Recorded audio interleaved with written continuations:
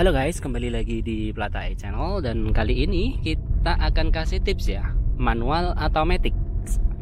Pilih mana antara kedua mobil itu, dan lebih enak mana antara manual dan matic.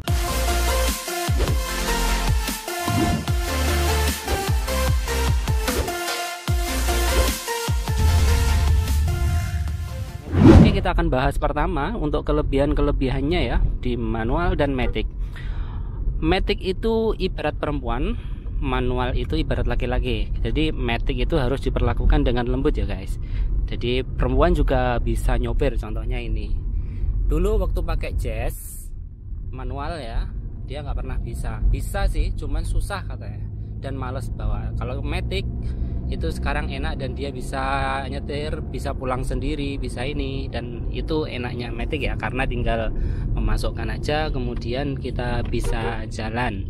Itu sisi keenakannya ya. Apa sih enaknya? Ya itu aja, enak di sopir, itu doang. Lalu bagaimana perawatannya?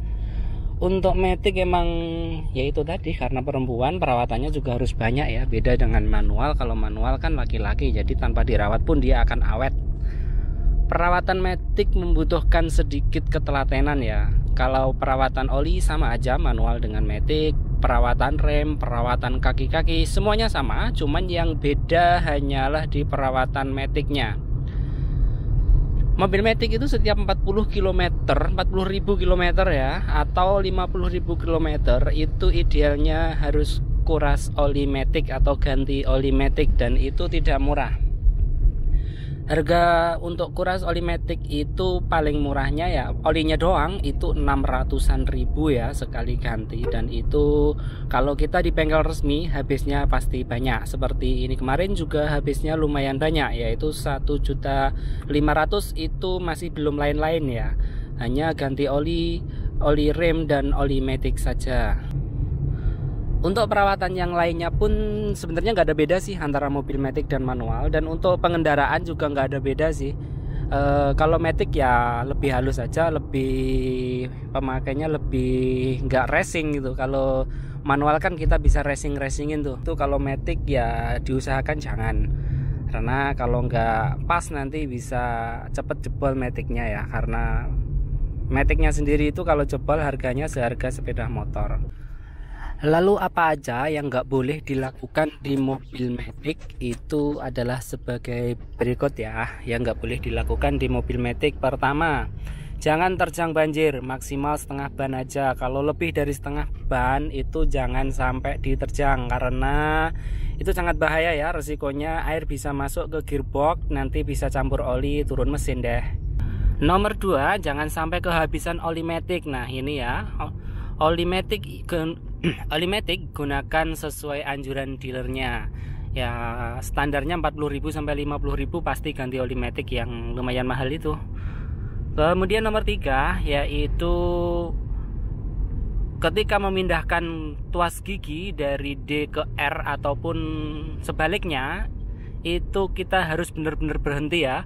Jangan kondisi mobil masih agak jalan maju sedikit kemudian kita pindah ke R, atau sebaliknya mundur, berhentinya belum sempurna kita kembali ke D. Itu sangat bahaya, dan kalau dilakukan terus-menerus jangka panjang matic bisa gampang jebol. Nomor 4, ban standar aja. Kalau di matic itu lebih baik menggunakan ukuran ban yang standar pabrik ya, ukuran pabriknya. Karena kenapa? Kalau bannya kita besarin, itu beban maticnya akan lebih besar dan itu akan mengurangi umur transmisi maticnya. Kemudian yang perlu diperhatikan lagi yaitu nomor 5, saat di lampu merah. Benar, di lampu merah itu tidak akan mati ya mesinnya, namun jangan biarkan tuas transmisi di posisi D ya. Apalagi kalau lebih dari 4 detik. Kalau kurang dari 4 detik tidak masalah, tapi kalau lebih dari 4 detik kita tahan di tuas transmisi D, kemudian kita tahan rem, itu akan membuat maticnya cepat loyo, alias nanti tidak punya tenaga, dan itu sangat merugikan dan biayanya mahal. Oke, kemudian yaitu saat parkir di tanjakan. Tanjakan itu yang agak nanjak gitu aja ya, itu kan sering sekali kita parkiran agak nanjak atau agak menurun. Itu